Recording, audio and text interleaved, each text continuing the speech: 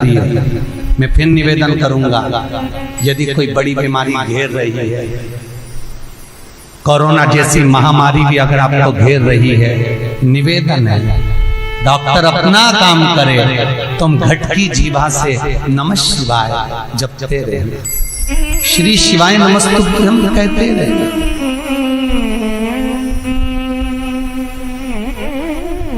कहते रहो,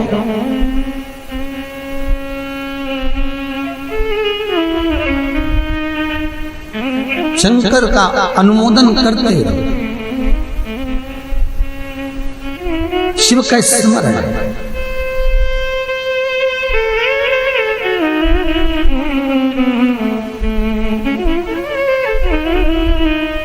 भगवान शंकर का भजन कीर्तन स्मरण नाम जाप करते रहो। दुनिया में ऐसा कौन सा रोग है जो शिव नहीं मिटा सकता? ऐसा कौन सा दुख है जो शिव नहीं काट सकता? उस पे भरोसा रखकर उसके सम्मुख में पहुंचो, भरोसा रखकर उसके सामने पहुंचो।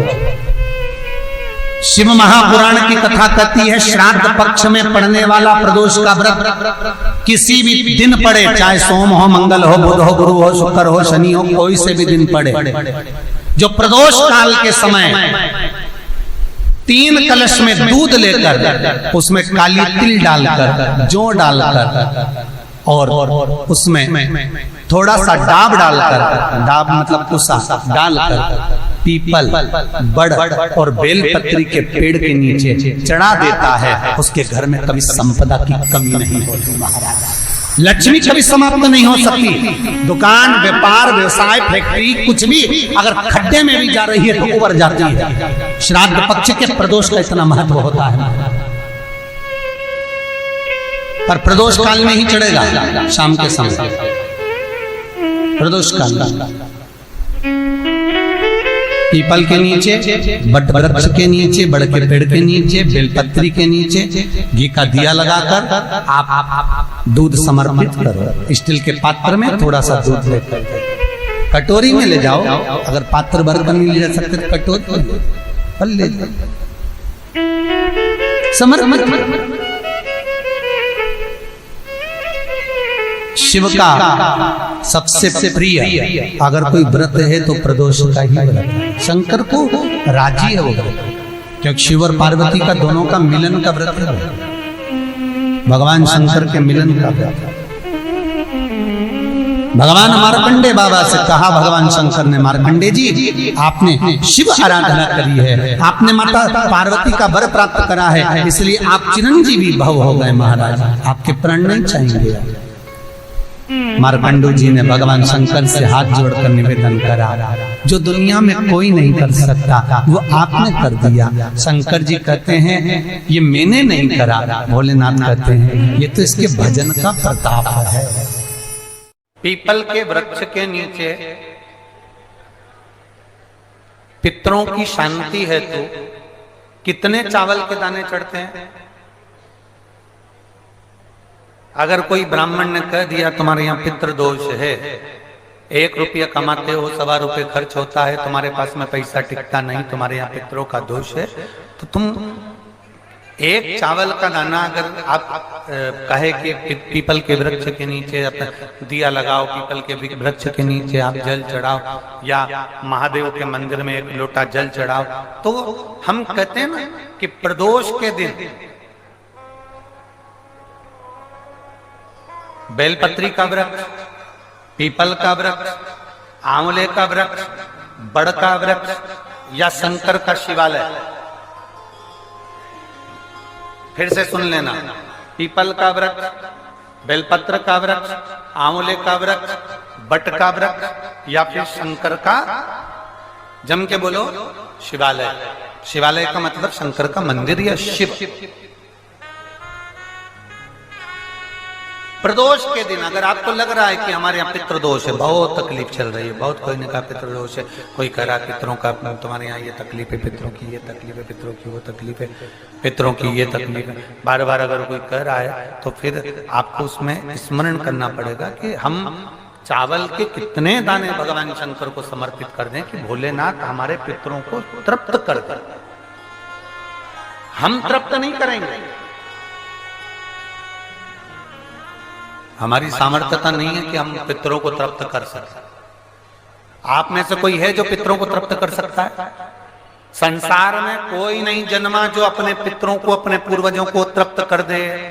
गया जी का पिंडदान कर लो, तर्पण कर लो, तिलांजलि दे दो, घर में ब्राह्मण भोज करा दो, साधु भोज करा दो, संत भोज करा दो, तुम दुनिया भर का सारा 50 काम कर लो, उसके बाद भी तुम पत्रिका किसी को दिखाओगे तो वो भी कह देगा तुम्हारे यहाँ, फिर वापिस कहेगा कि पितृ दोष है।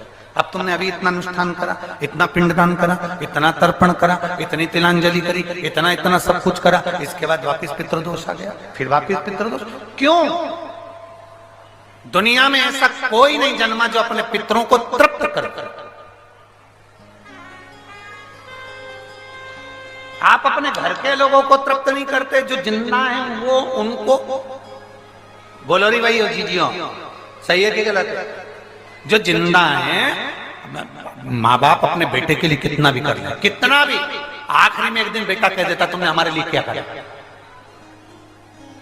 बहू के लिए कितना कर लो, आखिरी में बहू कह देगी वो तो जेठानी को ज्यादा करती है, देवरानी को ज्यादा करती है, हमको करती है, अपनी ननद को ज्यादा करती है, बेटी को ज्यादा करती है, बेटी को लगता है कि बहू को ज्यादा करती है, दामाद को लगता है बेटी को ज्यादा करती है, नाती पंती सबको कितना भी कर लो तुम, अपने अड़ोसी पड़ोसी तुम्हारे रिश्तेदारों को तुम कितना भी दे लो, कितना भी कर लो, पर जब ये तृप्त नहीं हुए तो वो बोलो तो कैसे हो जाएगा? अपनी सामर्थ्यता है, अपनी सामर्थ्यता है कि अपन तृप्त कर ले उनको। अपनी कोई सामर्थ्यता नहीं है कि अपन पितरों को तृप्त कर ले, या अपनी सामर्थ्यता के अंतर्गत नहीं, ये अपनी सामर्थ्यता नहीं है कि हम अपने पूर्वजों को, अपने पितरों को तृप्त कर। तृप्त कौन करेगा?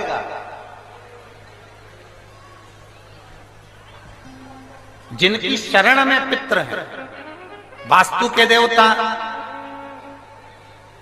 भगवान शंकर, काल सर्प दोष के देवता भगवान शंकर,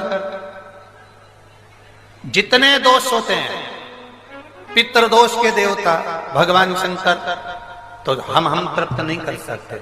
अगर इनको तृप्त करेंगे तो देव अधिदेव महादेव करेंगे। आप 7 चावल के दाने, या तो पीपल, बेलपत्र,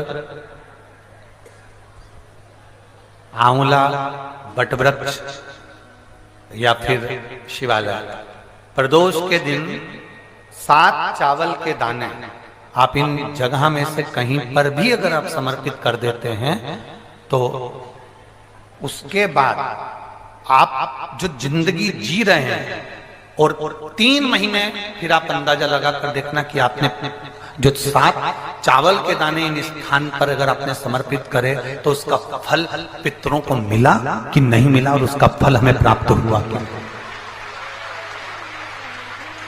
ये वो स्थान है जहां प्रदोष के दिन 7 अक्षत चावल का दाना भी हमारे पितरों को, पूर्वजों को तृप्त कर देता है। कौन कौन सा स्थान वापिस बोलेंगे सभी लोग? पहला पीपल, दूसरा बेलपत्र, तीसरा आंवला, चौथा वटवृक्ष और 5वां शिवालय, शंकर भगवान का स्थान। अब इसको समझना आपके ऊपर निर्भर है। समर्पित कभी मौका लग जाए, सारी दुनिया के लोग तुमसे कह रहे हैं तेरे घर में पितृदोष है, 1 रुपए कमाते हो 1.25 रुपए खर्च होता है, मानसिक टेंशन बना रहता है। घर में एक व्यक्ति बीमार है, ठीक हुआ, दूसरा बीमार पड़ गया, दूसरा ठीक हुआ, तीसरा बीमार पड़ गया, तीसरा ठीक हुआ, चौथा बीमार पड़ गया, मतलब कहीं ना कहीं पितृ का भाव, पितृदोष का वर्णन। किसी ने कहा तुमसे कि तेरे यहाँ पितृदोष है, तूने ब्राह्मण को भोजन करा दिया, पिंडदान करा दिया, तर्पण करा दिया, तिलांजलि करा दी, गया जी का श्राद्ध कर दिया, हरिद्वार चली गई, वहां पिंडदान करवा दिया, ब्राह्मण भोज करवा दिया, तिथि पर भोजन करवा दिया, सब कुछ करवा के देते, अब एक काम और करके देखो, एक काम और करके देख लो। जब तुम घर में भगवान शंकर की आरती, तुम्हारे घर में शंकर जी का शिवलिंग है, भले काय का भी हो, छोटा सा, भले सियोर का कंकर शंकर हो, नर्मदा का कंकर हो, चाहे शंकर पारद के हो, पीतल के हो, स्टील के हो, लकड़ी के हो, जिसके भी हो, लोहे के हो, पाषाण के हो, जिसके भी हो, शंकर का शिवलिंग अगर हमारे घर में है और आप रोज प्रतिदिन भगवान की आरती करते हो प्रतिदिन, और आपको लग रहा है कि मेरे यहाँ तकलीफ चल रही है, ये ठीक ही नहीं हो रही, लगभग 1.5 महीना आप कम से कम 45 दिन, 1.5 महीने के करीब में ऐसा प्रयास करना कि भगवान की आरती, शंकर भगवान के शिवलिंग की आरती करने के बाद उस दिए को भगवान के सामने मत रखो, उस दिए को उठाकर जहां तुम पानी का मटका रखते हो, हंडा रखते हो, जिससे तुम पानी पीते हो, तुम्हारे रसोई घर में जो पानी का मटका, हंडा, बाल्टी, आरओ का पानी जिस मटके में गिरता है, हंडे में गिरता है, जिसको हमारे यहाँ पितरों का स्थान कहते हैं, उस स्थान पर, उस मटके के पास में, उस हंडे के पास में, उस बाल्टी के पास में, जहां रसोई घर में पानी रखते हो, उस रसोई घर में पानी जहां रखते हो, उसके पास में उस दिए को भगवान के सामने नहीं रखना। आरती उतारने के बाद उस दिए को ले जाके सीधे परिंडे के पास में, उस हंडे के पास में, मटके के पास में उसको रखो। केवल 1.5 महीना कर देखना। 1.5 महीने के बाद तुम्हें मालूम पड़ेगा कि हम वापिस उन्नति की सीढ़ी पर चलना प्रारंभ करती हैं, हमें फल मिलना चाहिए। अब तुम्हें ना कहीं जाना है, ना कहीं आना है, ना कोई खर्चा है। खर्चा है क्या? ईमानदारी से बोलो, कोई तुम्हारा लाखों का रुपया लग गया क्या? रोज आरती करते हो रोज आरती। बस आरती का नियम बना लो कि हमको पितृदोष किसी ने बोला है, हमारे घर में अशांति है, पितृदोष है, कोई कह रहा है कि तुम्हारे घर में पितृदोष है। हमने सब कुछ करके देख लिया, अब हमें ये करना है कि महादेव की आरती जब होती है तो उसकी ज्योत का दर्शन करने पर 1000 कपिला गाय के दान का पुण्य मिलता है।